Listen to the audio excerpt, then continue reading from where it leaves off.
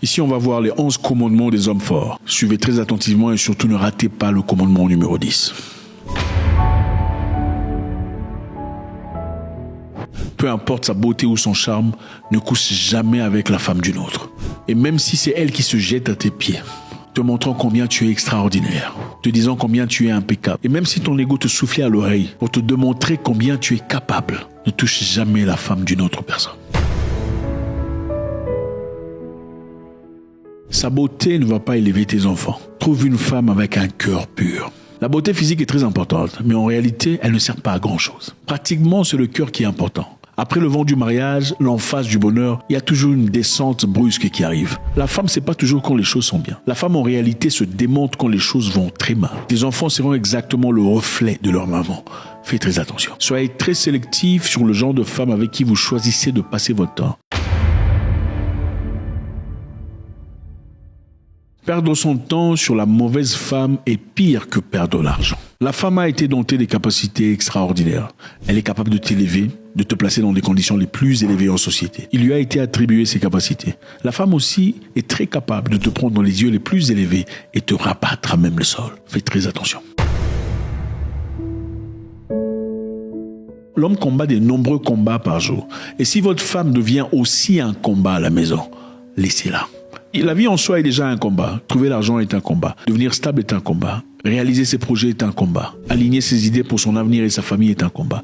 Si tu rentres à la maison étant fatigué d'un combat journalier pour trouver encore un autre combat en attente, cherche ta propre paix. Car cela n'est pas un combat digne d'être pris. Pars. Aime ta mission plus que tu n'aimes ta femme et tu garderas les deux. Aime ta femme plus que tu n'aimes ta mission de vie et tu perdras les deux. Ta mission, certainement, te donnera l'argent dont tu as besoin pour avoir une famille stable. Ta mission t'établira en société dans les positions les plus appropriées pour avoir une belle vie. Aime ton projet d'avenir, aime ton travail plus que tu n'aimes ta femme. Et tu garderas les deux. Si tu aimes ta femme plus que tu n'aimes ton projet, en fin de compte, quand elle aura un projet, elle te dira « Je ne t'avais jamais demandé d'abandonner ton projet ». Et assure-toi d'apprendre ceci à tes enfants. La femme pour laquelle tu pleures aujourd'hui sera avec un autre homme, quelque temps juste après ton décès et ton enterrement. Tes parents, après ton enterrement, pleureront pour toujours. Et c'est tout à fait normal, ce n'est pas une discussion. Vous vivez jeune et vous mourrez jeune, la femme continue sa vie.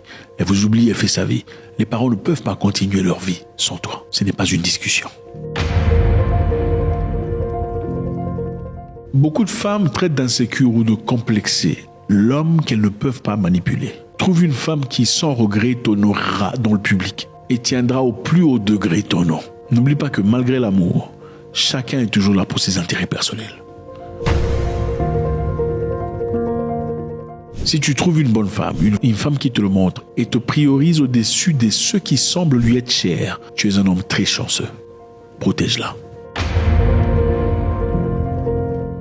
Le simple fait qu'elle ait des larmes aux yeux ne veut pas essentiellement dire qu'elle est en train de te dire la vérité. Fais très attention. Assure-toi d'apprendre ceci à tes garçons.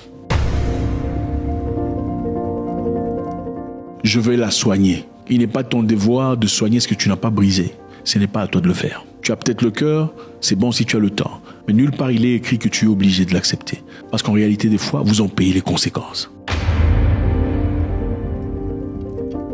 Contrôle tes désirs intimes et tu comprendras combien 90% des femmes n'ont absolument rien à offrir.